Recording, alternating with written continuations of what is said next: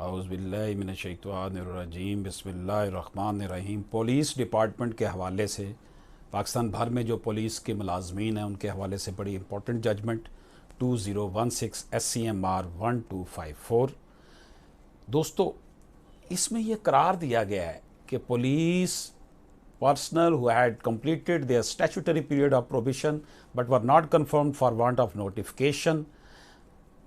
ایسے پولیس اہلکار افسران جو اپنی پروبیشن کے دوران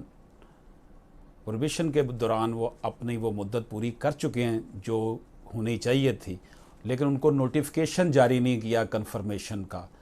یہ جو نیگلیجنس ہے and abuse of power on the part of competent authorities ہے، جن لوگوں نے ان کو کنفرمیشن کا لیٹر دینا ہوتا ہے، یہ ان کی نیگلیجنس ہے اور اپنی طاقت کا غلط استعمال اختیارات کا۔ تو سپریم کورٹ آف پاکستان نے قرار دیا کہ such police officer suffered in terms of delayed promotion اور لاس سینیرٹی،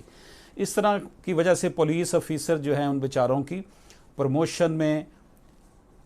اور سینیرٹی میں ان کو نقصان ہوتا ہے کیونکہ وہ ٹائم پر نوٹیفیکیشن نہیں ہوتا۔ تو Supreme Court directed that in future those police personnel who had completed their statutory period of probation whether it was 3 اور 2 ہے، سپریم کورٹ نے قرار دیا کہ